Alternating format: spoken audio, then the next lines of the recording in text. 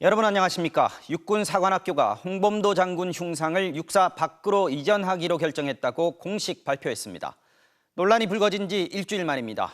다른 독립투사 5명의 흉상도 원래 있던 충무관이 아닌 육산의 다른 곳으로 옮기기로 했습니다. 먼저 신수아 기자가 보도합니다. 육군사관학교가 충무관 입구에 있는 홍범도 장군의 흉상을 올해 연말까지 이전하기로 했습니다. 이전 장소는 아직 정해지지 않았지만 교정 내부가 아닌 제3의 장소로 결정됐습니다. 육군사관학교는 각계각층의 의견을 고려해 이전을 결정했다면서 홍 장군의 독립운동 업적이 잘 드러날 수 있는 적절한 장소로 이전하겠다고 밝혔습니다. 충무관 앞에 있는 김좌진, 지청천, 이범석 장군, 이회영 선생의 흉상과 충무관 내부에 있는 박승환 참령의 흉상도 옮겨집니다. 육사는 다만 이들 독립운동가의 흉상은 홍범도 장군처럼 육사 밖이 아니라 교정한 적정한 장소로 옮겨진다고 밝혔습니다. 소련 공산당에 가입했던 이력을 문제 삼아 홍범도 장군의 흉상만 사실상 퇴출하는 셈입니다. 흉상 이전 방침이 알려진 건 일주일 전. 육사는 오늘 오전까지도 구체적으로 결정된 게 없다는 입장이었습니다. 현재 그 부분에 대해서도 구체적으로 결정된 것이 없고 현재 검토를 진행하고 있습니다. 독립운동가들의 흉상은 우리 군 장병들이 사용한 탄피를 녹여 만든 것으로 문재인 정부 시절인 2018년 3월 1일에 설치됐습니다. 육사 측은 이들 흉상을 옮긴 자리에 메가더 장군 등 다른 흉상을 설치할 계획은 없다고 밝혔습니다. 육사에 있는 홍범도 장군 흉상이 퇴출되면서 국방부 청사 앞에 있는 홍 장군의 흉상도 조만간 옮겨질 거라는 관측이 나오고 있습니다. 이에 대해 국방부는 필요시 검토하겠다는 입장을 반복하고 있습니다. MBC 뉴스 신수아입니다. 여기서 그친 건 아닙니다. 한덕수 총리가 오늘 우리 해군 잠수함인 홍범도 함도 이름을 바꾸는 걸 검토해야 한다고 말했습니다. 당장 며칠 전만 해도 해군이 홍범도 함의 명칭 변경은 검토하지 않고 있다고 밝혔던 만큼 또 다른 논란이 예상됩니다. 이어서 홍희표 기자의 보도입니다. 2016년 진수한 1,800톤급 잠수함 홍범도함. 당시 해군은 홍범도 장군의 애국심을 기리고 국민 안보의식 고취를 위해 홍 장군의 이름을 함명으로 제정했다고 밝혔습니다. 그런데 오늘 국회에 나온 한덕수 국무총리는 이 잠수함 이름을 바꾸는 걸 검토해야 한다고 말했습니다. 군함에다가 홍범도 전 소련의 공산당원의 자격을 가진 사람을 저는 그거는 수정을 검토해야 된다고 생각합니다. 전 세계적으로 잠수함명을 바꾼 사례가 있냐는 의원 질문에는 이렇게 말했습니다. 전 세계의 사례가 어떤지는 저희한테는 중요할 게 없습니다. 우리의 주적과 전투를 해야 하는 그 군함을 나라가 망했거나 아니면 히틀러 같은 독재자들이 마음대로 잠수함의 명칭을 개명을 하는 거죠. 대한민국이 망했습니까? 해군에선 홍범도함 이외에도 잠수함에 김좌진 장군, 이범석 장군 등 독립운동가의 이름을 붙여왔는데 육사에 설치된 독립운동가 흉상 이전 논란이 불거지자 잠수함 이름까지 도마에 오른 겁니다. 앞서 군 당국은 홍범도함의 이름을 바꿔야 한다는 주장과는 거리를 둬왔습니다. 오해하고 계실 것 같아서 다시 한번 명확히 말씀드립니다. 현재 해군은 홍범도함 함명 제정 변경 등에 대해서 검토하고 있지 않습니다. 어제 해군에서 홍범도함 검토는 하고 있지 않다고 말씀드리는 것 같은데요. 그동안 해군 함정 이름이 바뀐 건 이리함에서 익산함, 금화함에서 김화함 두 차례로 지자체 이름이 바뀌면서 함명이 바뀐 사례였습니다. 해군은 현재 홍범도함 함명 변경 등에 대해서 검토하고 있지 않다는 입장을 거듭 강조했습니다. 하지만 총리까지 나서서 홍범도함 명칭의 수정을 검토해야 한다고 밝히면서 해군은 곤혹스런 처지에 놓이게 됐습니다. MBC 뉴스 홍희표입니다. 홍범도 장군에 대한 국회에서의 논란은 어제도 자정 가까운 시각까지 이어졌습니다. 남조선 노동당에 가입했던 박정희 전 대통령이 쓴 호국비는 왜 육사 안에 두느냐? 박 전 대통령하고는 다르다. 왜 다르냐? 전향해서 국군에 왔지 않냐? 이런 논쟁이 오갔습니다. 윤수환 기자가 전해드립니다. 육군 사관학교 안에 있는 호국비. 1977년 박정희 전 대통령이 친필로 내 생명 조국을 위해라고 쓴 비석은 지금도 육사 안에 있습니다. 야당 의원은 남조선 노동당 전력이 있는 박 전 대통령의 호국비는 육사 안에 그대로 남겨두냐고 물었습니다. 이게 남로당이 무엇인지는 아시죠? 아니, 박정희 대통령하고 비교하는 건 좀 그렇죠. 아니, 왜냐하면 왜요? 박정희 대통령께서는 박정희 대통령과 나중에 홍범도 장군님이 아니 뭐가 나중에 이제 우리 다릅니까? 국군으로 오신 분하고 지금 그다음 도대체 전향을 하신 거하고는 다르죠. 이중잣대가 아니냐는 질문이 이어졌습니다. 박정희 대통령이 공산당을 했던 거 맞습니다. 하지만 국가 발전을 위해서 20년 이상 노력을 했고 우리나라를 빈곤의 수렁 속에서 커다란 나라로 국회는 자정 가까운 시각까지 불을 밝혀야 했습니다. 회의장 안에선 남로당, 공산당원, 전향과 같은 단어들을 주고받으며 논란을 벌였습니다. 노태우 대통령 때 유해 봉환 시도가 있었고 이게 이념적인 겁니까? 한국하고 소련이 수교된 다음에 자료를 받아보니 70세 때 나 일본군하고 싸우게 해달라고 자유시 참변 전후부터 시작해서 그 뒷부분에 대해서는 그래서 육사에 놓을 수 있는지 따져봐야 된다. 답하는 사람들은 국가안보실장, 대통령 비서실장으로 대통령의 직무를 보좌하는 최고 책임자들입니다. 이들이 해명해야 하는 이유는 이러한 이념 논란 가운데 대통령이 있기 때문입니다.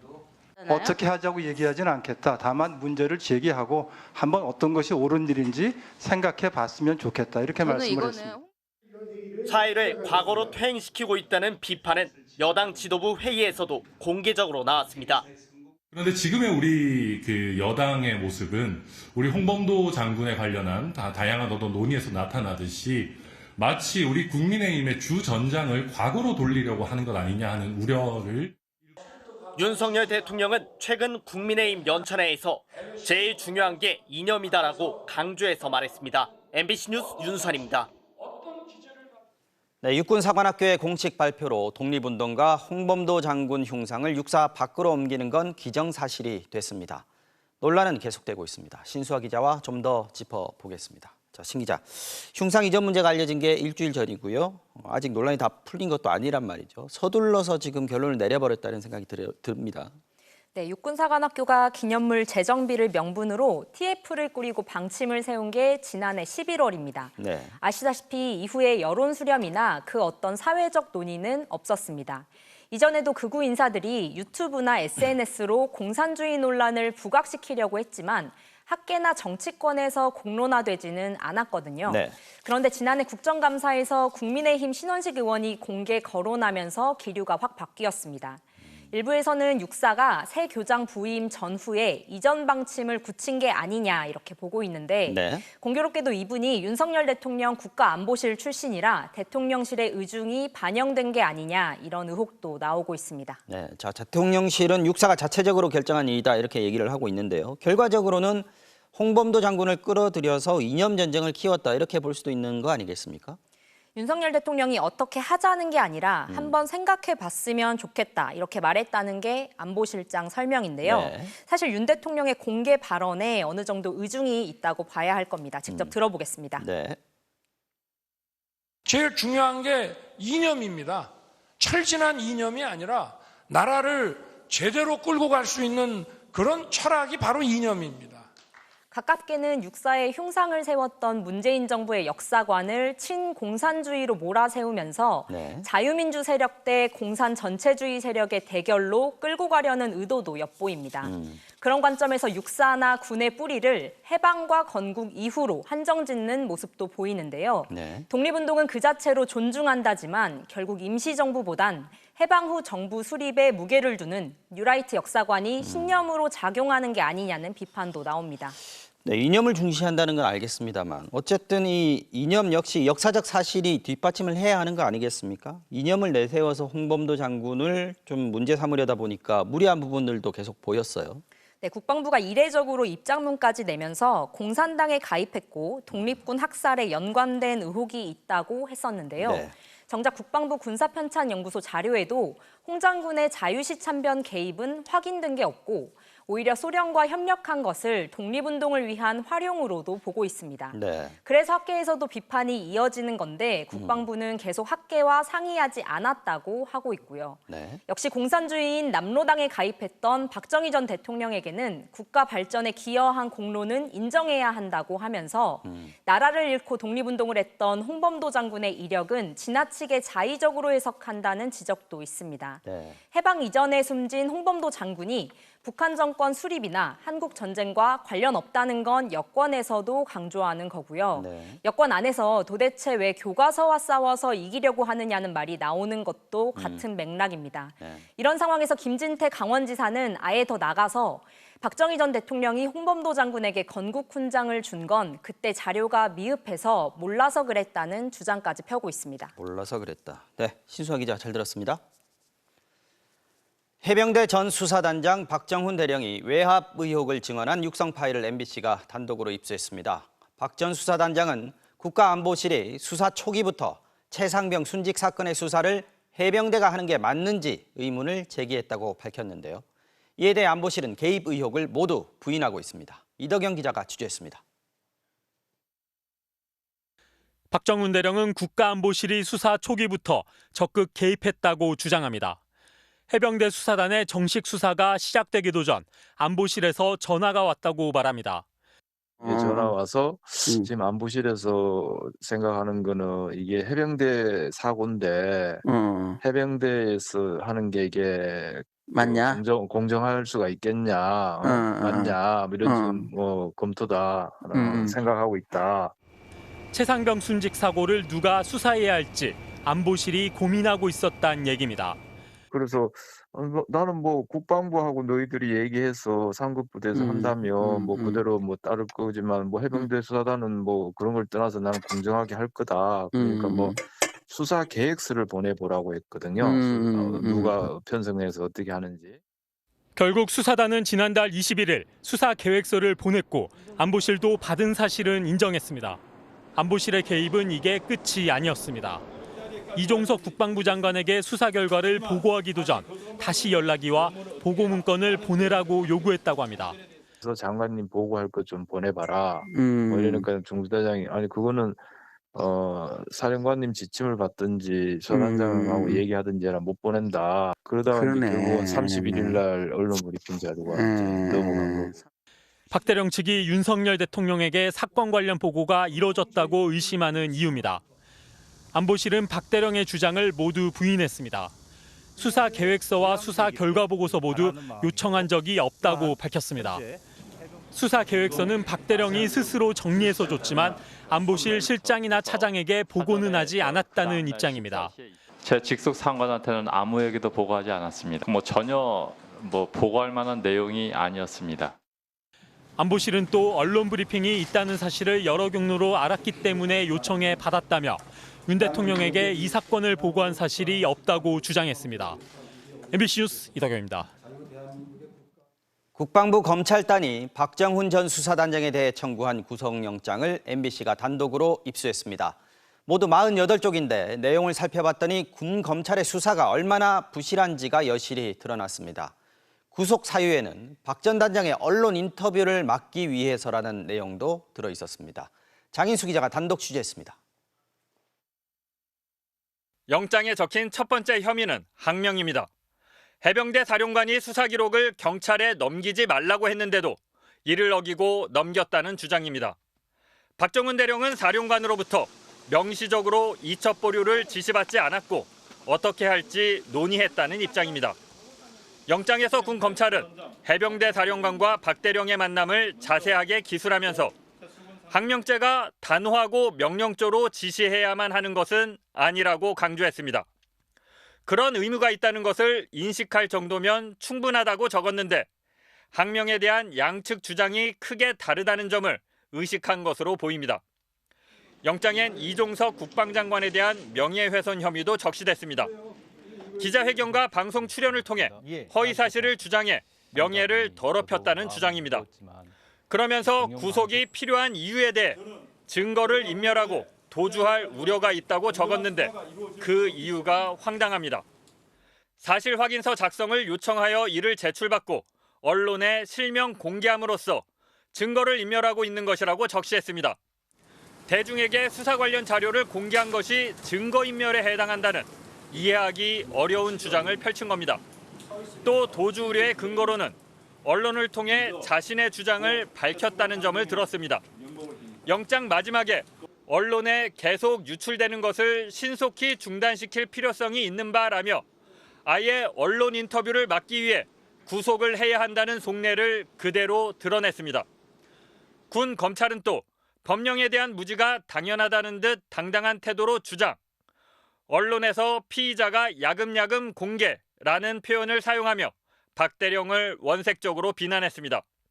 중앙군사법원은 내일 오전 실질 심사를 열고 박 대령의 구속 여부를 결정합니다. MBC 뉴스 장희수입니다.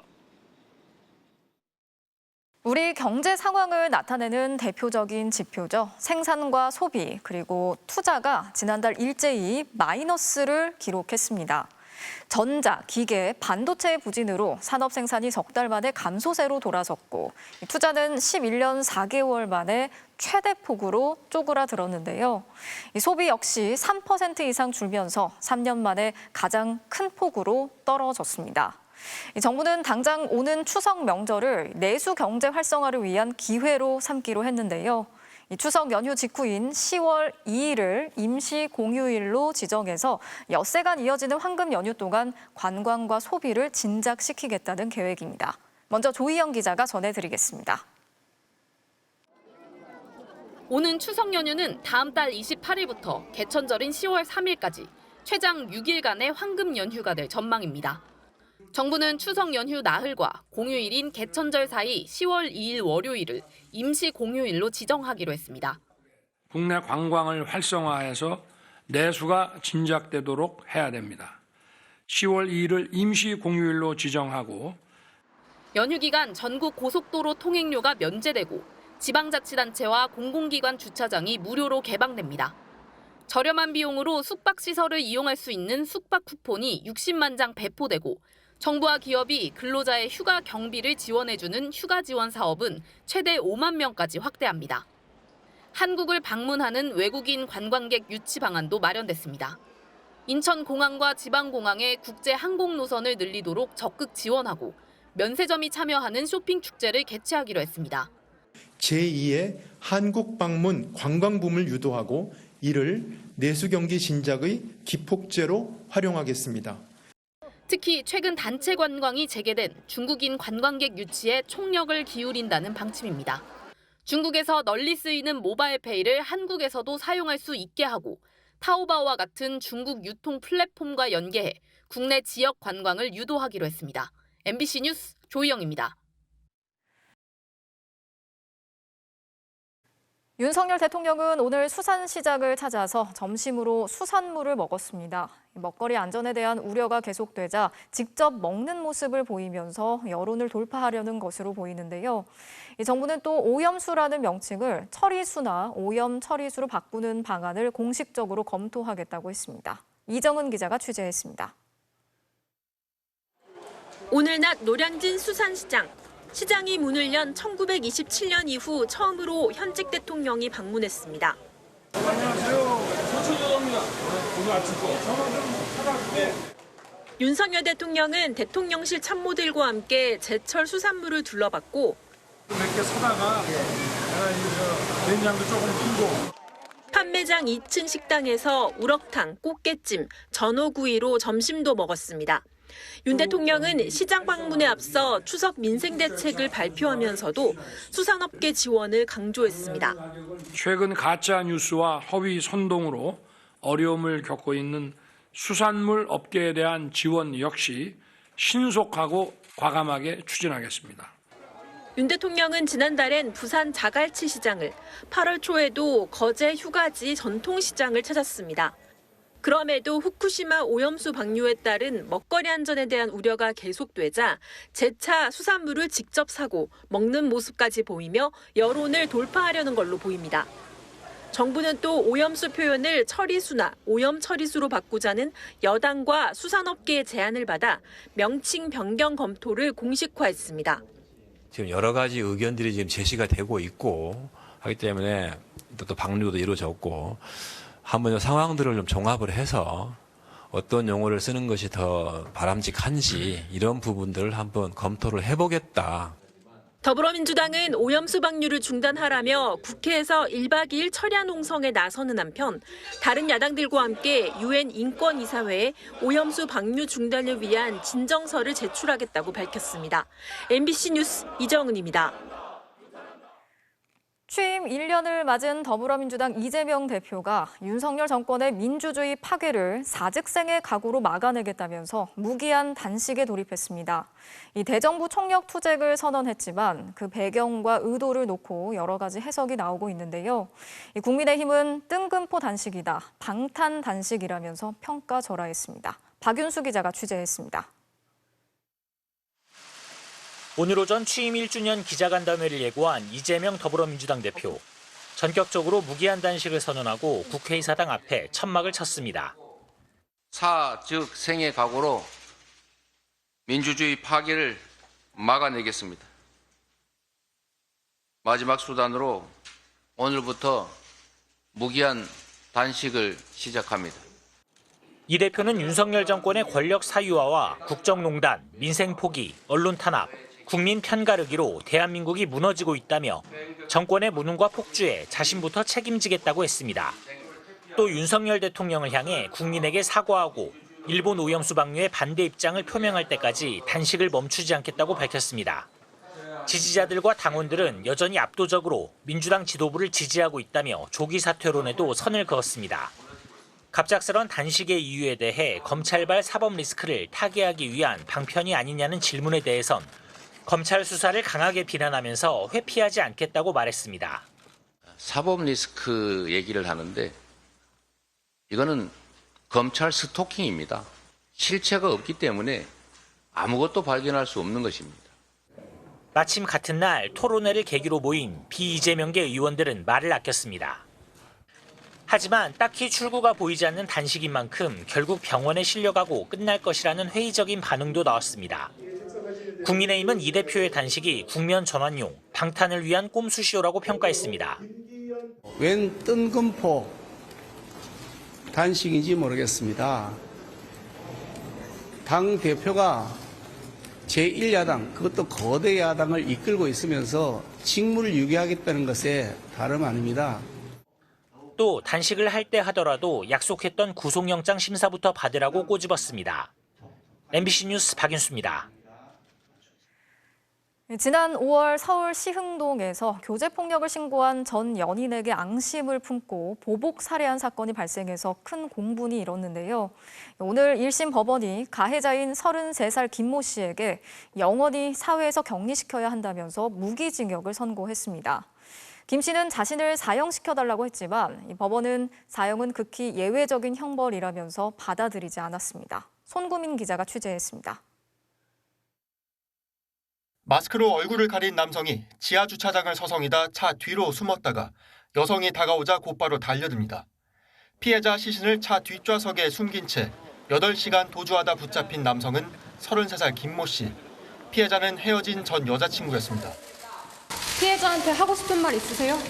정말 죄송합니다. 김 씨는 닷새 전 피해자가 결배를 통보하자 집을 찾아가 TV를 부수고 폭력을 휘둘렀습니다. 피해자가 데이트 폭력을 신고해 경찰 조사를 받게 되자 피해자를 보복 살해한 겁니다.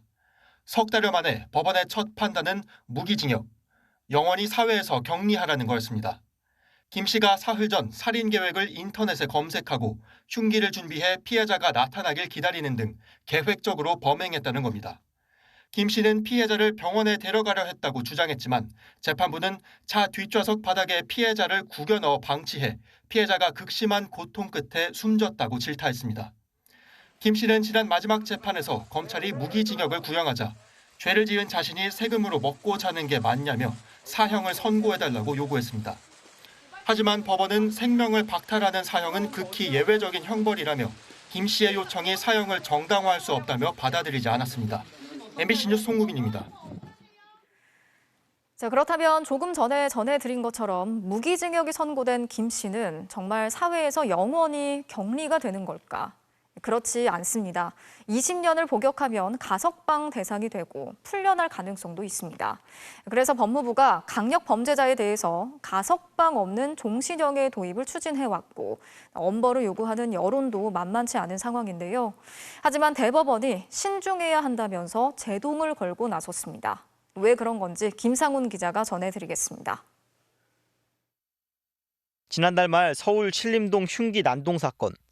13일 만에 경기도 성남시 서현역에서 또 칼부림 사건이 이어졌습니다. 법무부는 바로 가석방 없는 종신형을 도입하겠다고 발표했습니다. 26년째 집행한 적 없는 사형 대신 20년을 복역해도 풀려날 수 없는 진짜 종신형을 만들겠다는 겁니다. 사회에서 정말 용납할 수 없는 어떤 괴물의 경우에는 영원히 격리하는 방법이 반드시 필요하다고. 그런데 대법원이 국회에 보낸 의견서에서 사실상 반대 입장을 밝혔습니다. 전적으로 국회가 결정할 일이라면서도 가석방 없는 종신형은 원래 유럽과 미국 각 주가 사형제를 없앤 뒤 대체 형벌로 고안한 제도라고 지적했습니다. 더구나 공동체와 연대를 영원히 끊는 건 위헌이라는 논란도 계속됐다고 설명했습니다.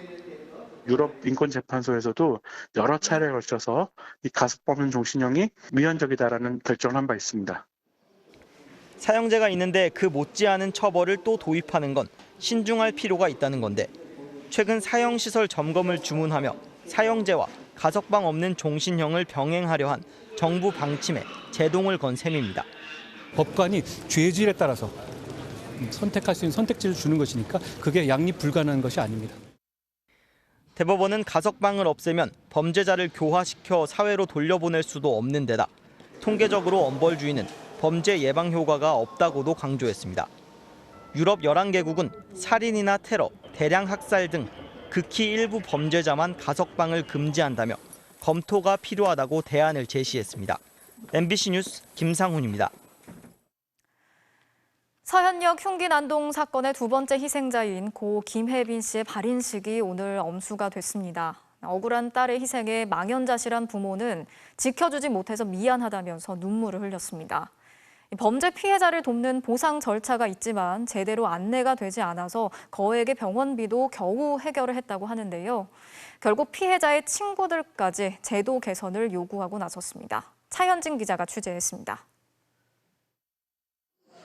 겨우 20살에 꿈을 접어야 했던 김혜빈 씨. 부모와 이웃, 친구들이 흐느끼며 마지막 길을 배웅합니다.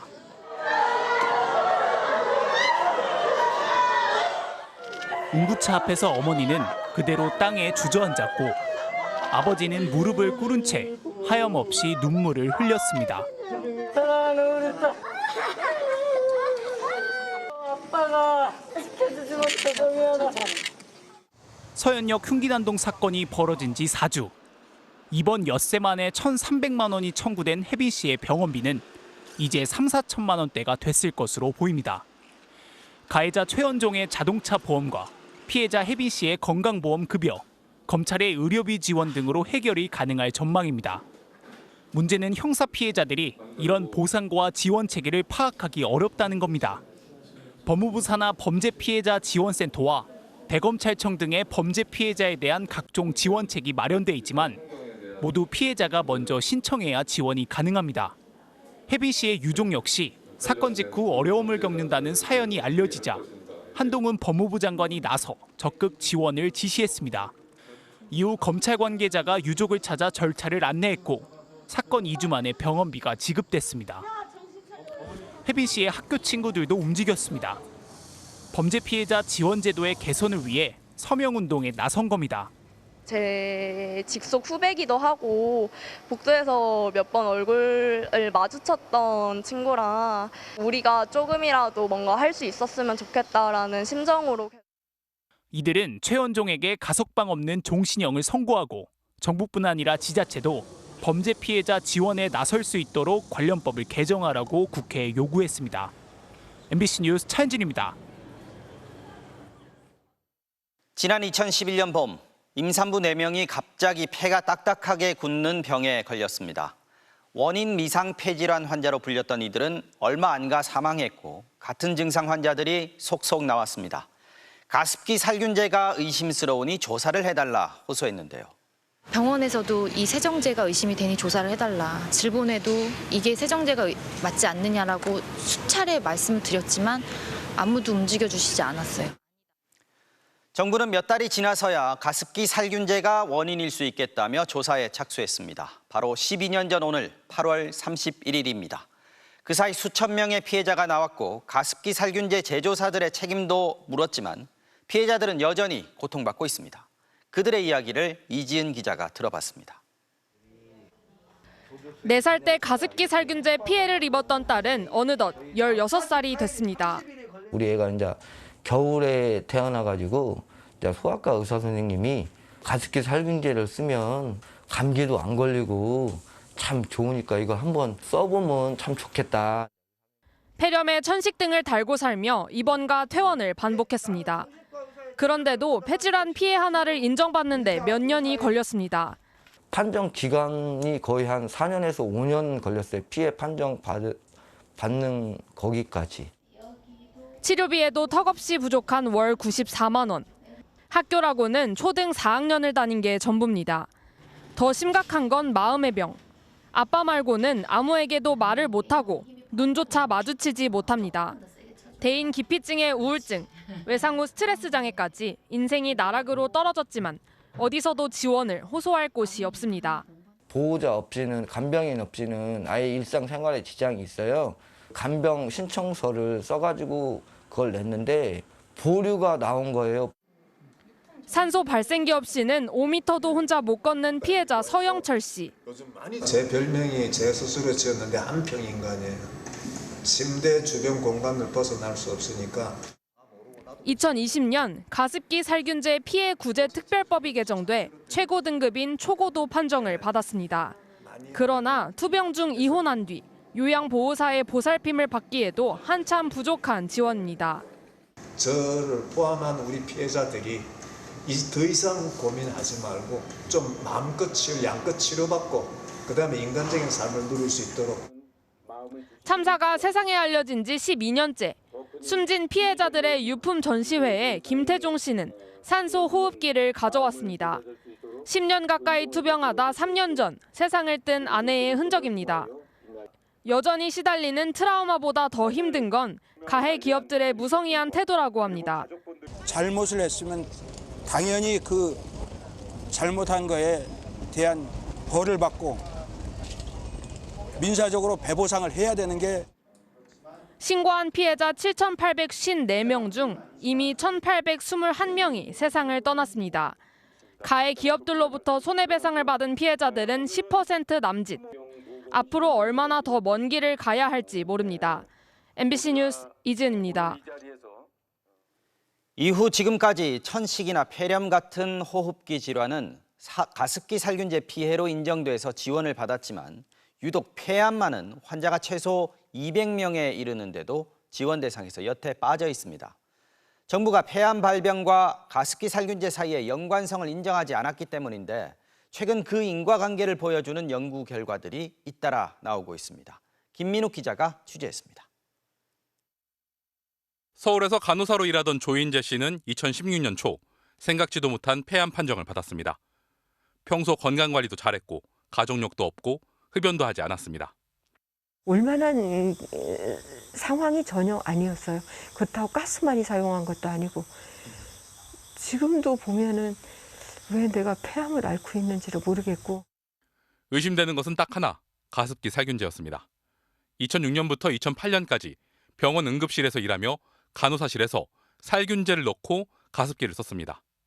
굉장히 가렵고 재채기 나고 콧물 났던 거는 그때 확실히 기억이 나요. 약을 많이 먹었었어요. 결국 폐절제 수술을 받은 뒤 피해 구제를 신청했는데 4등급, 인과관계가 없다는 판정이 나왔습니다. 조 씨처럼 가습기 살균제 노출 이후 폐암이 발병한 사람은 약 200명.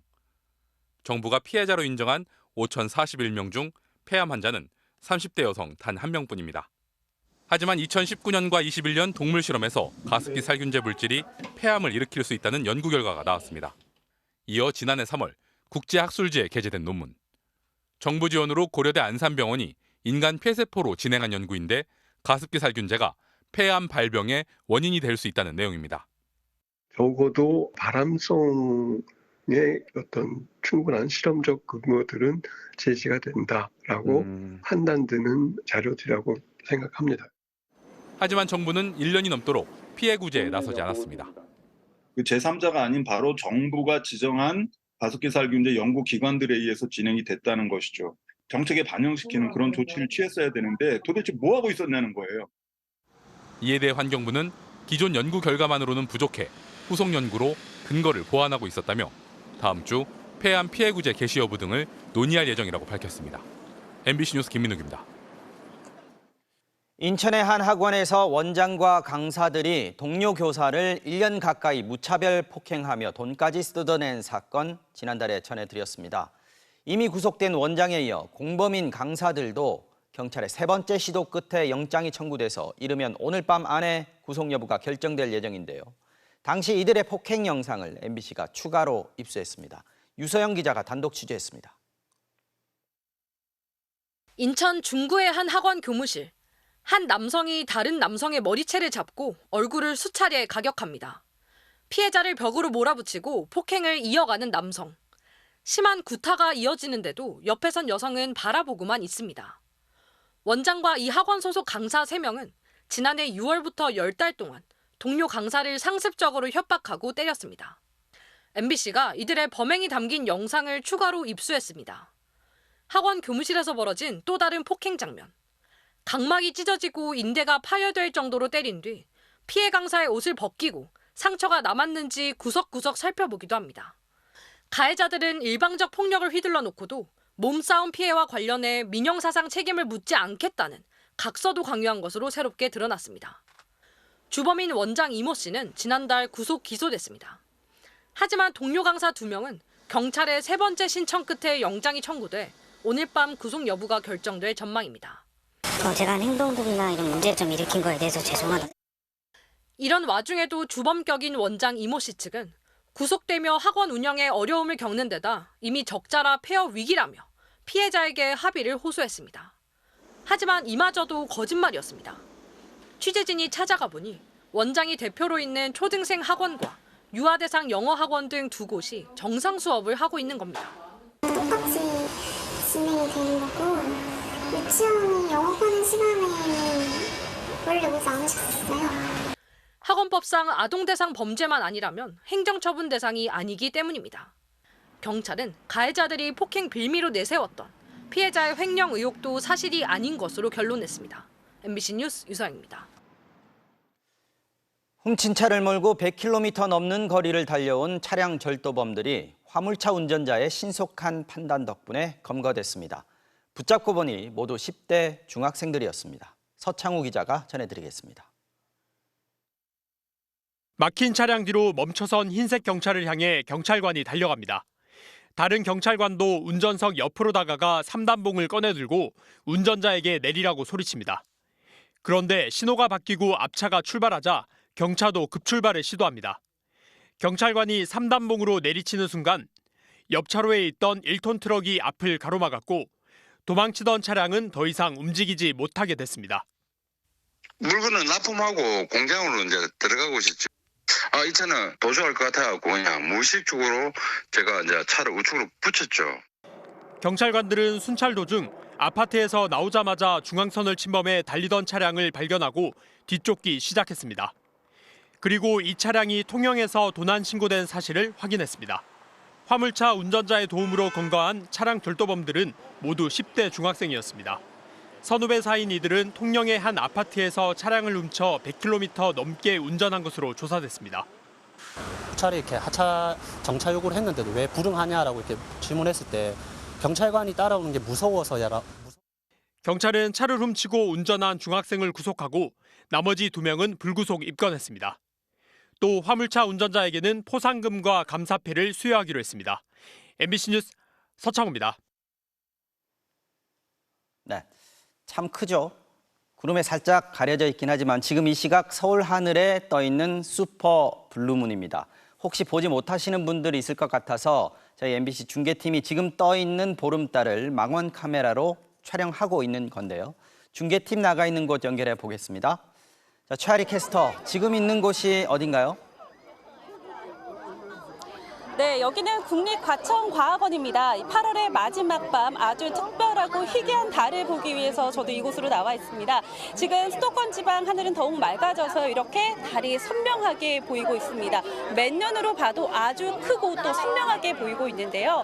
보통 달이 아니고요. 이달에 두 번째로 뜬 보름달이면서 또 평소보다 크고 밝게 보이는 슈퍼 블루문입니다. 5년 만에 떠오른 슈퍼 블루문을 보기 위해서 이곳에 많은 또 어린이들과 시민분들의 발걸음이 이어지고 있습니다. 다시 한번 실시간으로 촬영하고 있는 달의 모습을 보고 계신데요. 지금 이 달은 1시간 전부터 막 떠오르기 시작을 했고요. 오늘이 아니면 14년이나 오래 기다려야 하는 아주 드문 천문 현상입니다. 연중 달이 가장 작을 때보다 14%가 크고 또 30% 더 밝게 관측이 된다고 합니다. 지금 대부분 지방에서 달을 볼 수가 있습니다. 북쪽에 건조한 공기가 내려오면서 밤이 될수록 구름이 걷히고 있고요. 아쉽게도 경상도를 중심으로는 먹구름이 남아 있습니다. 지금은 이 경상도를 중심으로 비가 소강 상태를 보이고 있지만 내일 새벽과 낮 사이에 경상도와 제주도의 빗줄기가 다시 강해질 것으로 보이는데요. 부산을 비롯한 경남 해안가에 모레까지 최고 200mm 이상, 전남 남해안에도 100mm 안팎의 많은 비가 내리겠습니다. 중부지방은 토요일까지 막다가 이번 주 일요일부터 또다시 전국적으로 비 소식이 있는데요. 다만 오늘 발생한 12호 태풍 기러기의 이동 경로와 북태평양 고기압의 확장 정도에 따라서 비가 오는 지역과 강도는 변동될 가능성이 있겠습니다. 지금까지 국립과천과학원에서 전해드렸습니다. 인사청문회를 앞둔 이균용 대법원장 후보자는 역대 대법원장 후보자 중에서 가장 많은 72억 3천만 원의 재산을 신고했는데요. MBC가 과거 공직자 재산 내역을 확인해 봤더니 이 후보자의 아들이 20살 때 이미 억대의 자산가였던 것으로 나타났습니다. 아들에게 재산을 줬는지 증여세를 냈는지 이 후보자의 답변은 아직 없었는데요. 이 부동산 구입 과정에서 불거진 농지법 위반 의혹도 말끔하게 해소되지 않고 있습니다. 이유경 기자가 취재했습니다. 지난 2009년 광주고법 부장판사로 승진하며 재산 공개 대상이 된 이균용 대법원장 후보자. 가족 재산 51억 8천만 원을 신고했는데 미국 펜실베이니아 대학에서 경제학을 공부하던 아들의 예금으로 1억 1천만 원을 신고했습니다. 아들 나이 만 20살이었습니다. 1년 뒤 입대한 아들 재산은 더 늘었습니다. 예금은 1,400만 원 줄었지만 5천만 원어치 주식이 새로 생긴 겁니다. 매입자금 출처는 밝히지 않았습니다. 더구나 2000년 11살이던 아들, 9살이던 딸은 이미 외가가 운영하는 자동차 운전학원 주식 2억 4천만 원어치를 각각 받은 상태였습니다. 21살 군인 신분이던 아들 재산이 4억 원에 달했던 것입니다. 세금 없이 자녀에게 증여할 수 있는 한도는 10년에 5천만 원. 이 후보자에게 주식 외에 증여가 있었는지, 증여세를 냈는지 물었지만 아직 답변이 오진 않았습니다. 지난 1987년 처가 식구들과 함께 구입한 부동산을 둘러싼 논란도 계속되고 있습니다. 현재 건물이 들어선 땅의 당시 용도는 논. 농지법상 근처 농업인만 살 수 있는데 당시 서울에 살던 이 후보자가 산 겁니다. 이 후보자는 등기상 용도는 논이지만 실제 잡종지 상태였고 이후 학원시설로 쓰였다고 해명했지만 전문가들은 농민이 아닌데 논을 산 것도 용도 변경 없이 논을 다른 용도로 쓴 것도 모두 위법이라고 의문을 제기합니다. 농지를 소유하려면 자기가 작용한다는 걸 잊지 있어야 된다. 대법원도 다른 용도로 불법 전용된 농지도 여전히 농지라는 판단을 유지해왔습니다. 이 후보자 측에게 추가 해명을 요구했지만 역시 아직 답이 오진 않았습니다. MBC 뉴스 이유경입니다. 12구 이태원 참사 특별 법안이 참사가 발생한 지 307일 만에 야당 단독으로 국회 상임위원회를 통과했습니다. 이태원 참사의 진상은 이미 수사로 규명이 돼서 특별법이 필요 없다는 이상민 장관의 말에 유족들의 항의가 쏟아졌습니다. 구승훈 기자가 취재했습니다.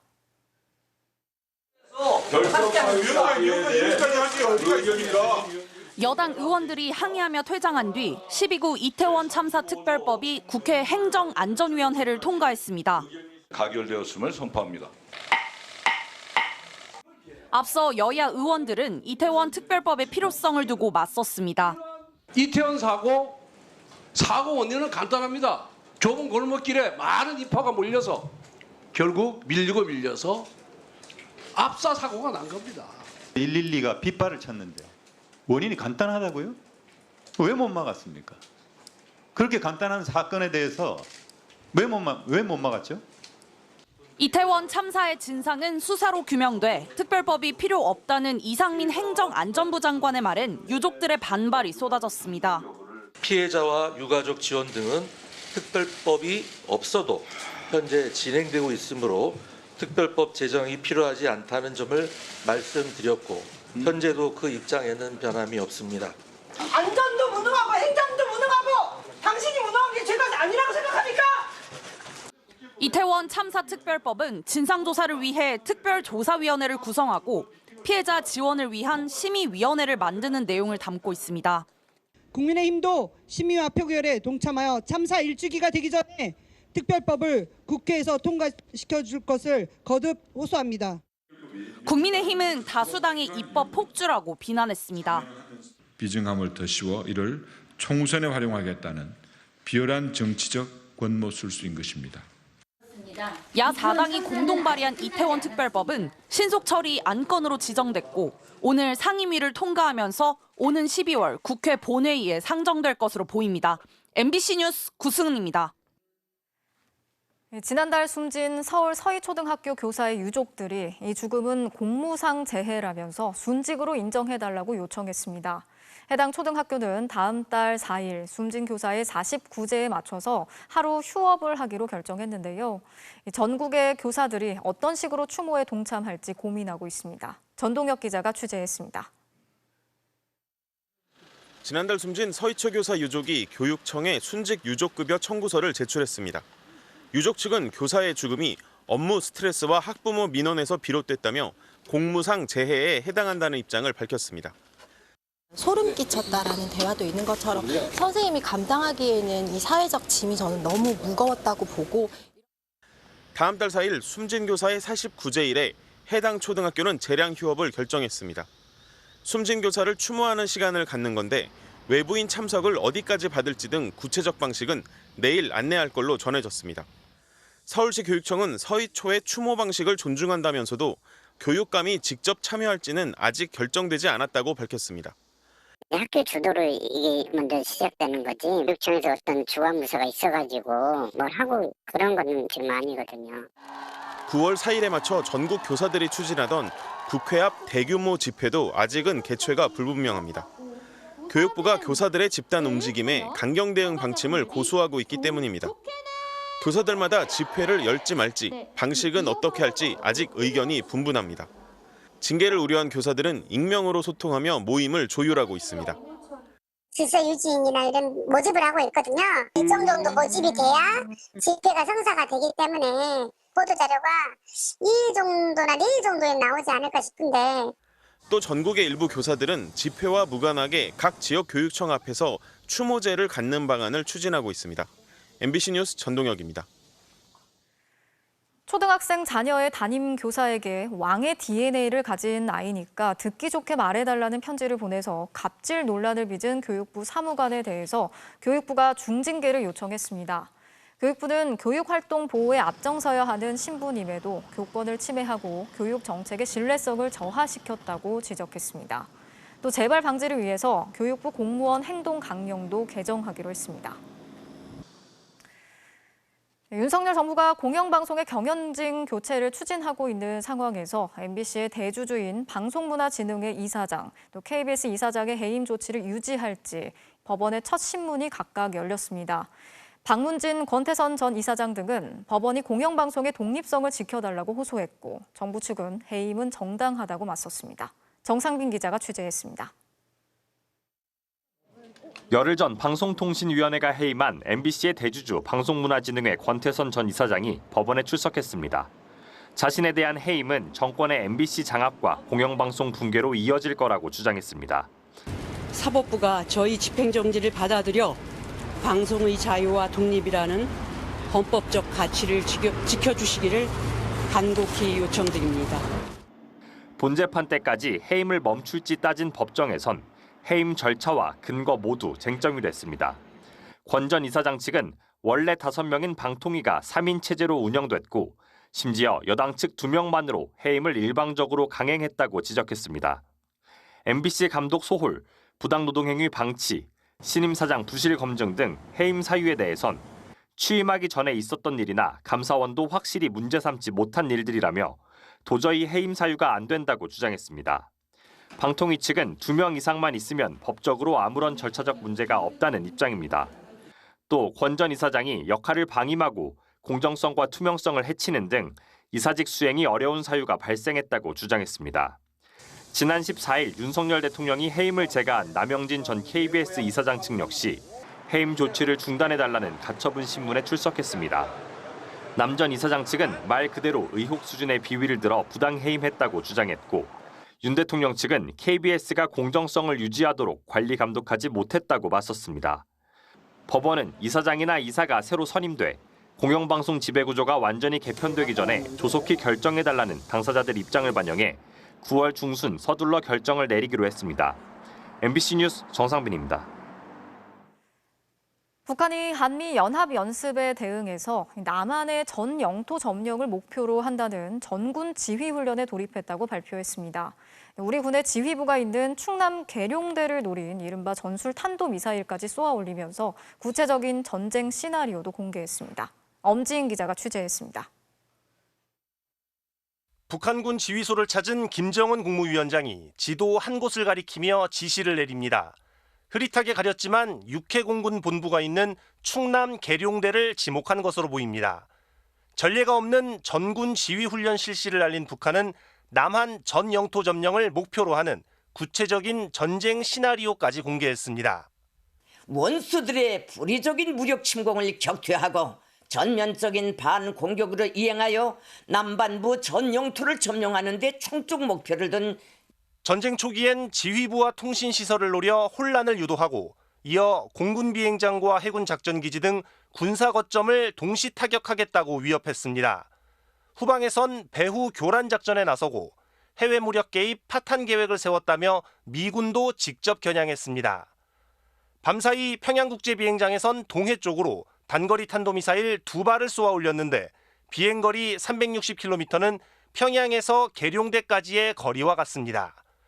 특히 고도 400m에서 공중 폭발시켰다며 전술핵을 통한 통신망 마비 공격도 과시했습니다. 한미연합 연습을 구실 삼아 노골적으로 군사 도발을 예고한 것으로 해석됩니다.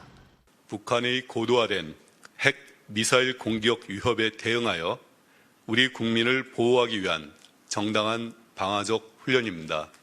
북한이 9월 9일 정권 수립 75주년을 앞두고 거듭 전쟁 준비 목소리를 높이는 가운데 미군의 전략 폭격기까지 동원한 하반기 한미연합 연습은 모두 마무리됐습니다. MBC 뉴스 엄지인입니다. 프로야구 SSG의 하재훈 선수가 3경기 연속 홈런으로 팀의 3연승을 이끌었는데요. 투수로 9원왕, 타자로는 홈런왕까지 말하는 대로 이루고 싶다는 하재훈 선수를 이명록 기자가 만났습니다. 상위권 순위 싸움이 요동치는 요즘 SSG 하재훈의 활약이 심상치 않습니다. 지난 26일 그라운드 홈런으로 역전승을 이끌더니 다음 날엔 두산 에이스 알칸타라를 두들긴 투런포에 어제는 석점 홈런으로 3연승을 이끌었습니다. 투수 출신 하재훈에겐 남다른 3경기 연속 홈런이었습니다. 홈런이 좋죠. 네, 삼진은 뭐 많이 나오잖아요. 그런가요? 적을수록 쾌감은 큰 거죠, 기록 중에는. 화끈한 타격에 저돌적인 플레이로 팀의 후반기 반등에 한몫하고 있는 하재훈. 몸을 사리지 않는 적극적인 성격에 스프링 캠프에서 쇄골이 부러지고 복귀 20일도 되지 않은 지난 6월에도 엄지손가락 골절까지 당했습니다. 주위의 걱정은 알지만 어쩔 수 없습니다. 또 부러지니까 이건 진짜 참담하더라고요. 되게 자제를 많이 시키는데 제 몸이 알아서 반응을 하고 알아서 움직이는 게 제가 가지고 있는 퍼포먼스라고 생각하기 때문에 앞으로도 그럴 생각이 야구에 머물지 않을까 생각합니다. 2018년 투수로 입단하면서 밝혔던 당돌한 포부. 예전에는 세이브 왕되는 제가 생각이 있습니다. 그 말은 현실이 됐습니다. 중간에서 가장 이제 괜찮은 성적을 골랐을 때 세이브 왕이었던 거지 그게 뭐 진짜로 하고 했던 마음은 아니었는데 막상 또 그게 실현이 되다 보니까 내가 해냈구나라는 약간 성취감도 있고 약간 그렇더라고요. 그때 세운 구단 세이브 기록엔 미련이 없지만 저희는 우승을 목표로 하고 있고 우승하려면 진영이가 더 많은 세이브를 거둬서 저의 기록보다 훨씬 더 많은 세이브를 쌓았으면 좋겠습니다. 마지막 소원, 홈런왕은 진심입니다. 홈런왕 해보고 싶죠. 아마 해보고 싶습니다. 예. 말처럼 또 이루는 거 아닙니까? 저요? 그러면 더할 나위 없이 좋죠. 저도. 예. 이게 아픈 모습만 많이 보여드린 것 같아서 되게 송구스럽고요. 예. 이제 아픈 거 전부 다 액땜하고 앞으로 잘 지켜봐 주시면 더 좋은 퍼포먼스로 보답해드리겠습니다. MBC 뉴스 이명노입니다. 세계 여자 스포츠 사상 역대 최다 관중 신기록이 나왔습니다. 무려 9만 명이 넘는 관중이 몰렸는데 미국 대학 여자 배구라는 게 더 놀랍네요. 박재영 기자가 소개합니다.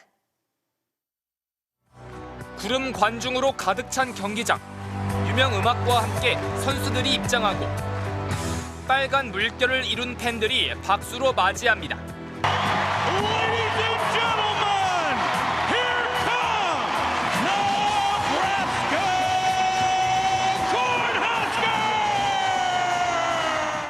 마치 인기 프로팀 경기를 방불케 한 풍경.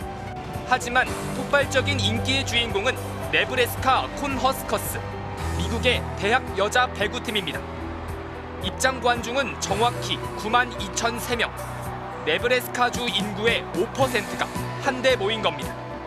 1999년 미국 여자 월드컵 결승전에서의 91,185명은 물론 지난해 유럽 여자 챔피언스 리그에서 나온 91,648명도 뛰어넘은 세계 여자 스포츠 최다 관중 신기록입니다. My mom is me so proud of me when I go home. So looking forward to the stories to share. 대기록은 자부심에서 시작됐습니다. 2013년부터 전체 관중수 1위, 8,000석 규모의 홈 경기장이 306경기 연속 매진해 대학팀인데도 지난해 수익만 약 100만 달러에 이릅니다. 하지만 지난해 라이벌 팀 위스콘신이 16,000여 명의 한 경기 최다 관중 기록을 세우자 네브래스카는 7개월 전부터 공을 들였습니다. 이날을 배구의 날로 지정하는 한편 네브래스카 대학의 모든 수업을 휴강하고 주 저녁의 고등학생들에게도 경기 관람의 기회를 줬습니다. 결국 넉 달 전부터 판매한 입장권이 48시간 안에 매진되는 등 엄청난 인파가 몰리자 감독과 선수들은 감격에 빠졌습니다. Kennedy Ward wrote me a note today and said, Coach, tonight we'll do the impossible will be possible. We did it.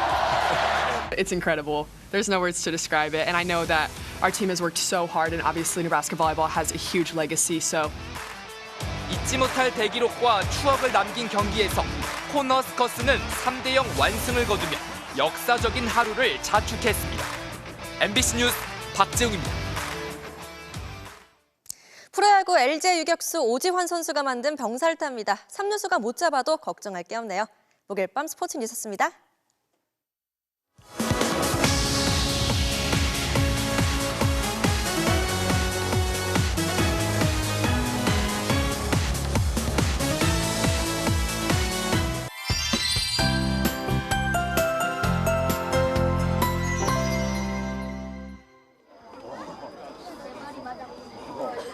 네, 어느덧 8월의 마지막 밤입니다. 오늘은 주무시기 전에 창밖을 한번 내다보시는 건 어떨까요? 저도 특별한 달을 보기 위해서 과천 천문과학관에 나와 있습니다.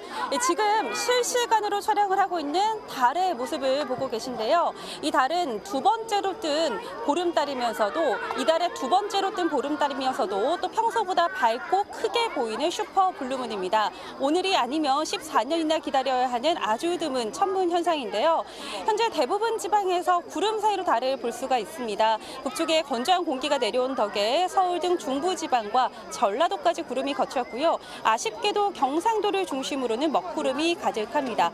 내일도 중부지방과 남부지방의 하늘빛이 달라집니다. 중부지방은 토요일인 모레까지 대체로 맑겠지만 남부지방은 닷새째 비 소식이 이어질 것으로 보입니다. 특히 내일 새벽과 낮 사이에 경상도와 제주도에 강한 비가 내리겠는데요.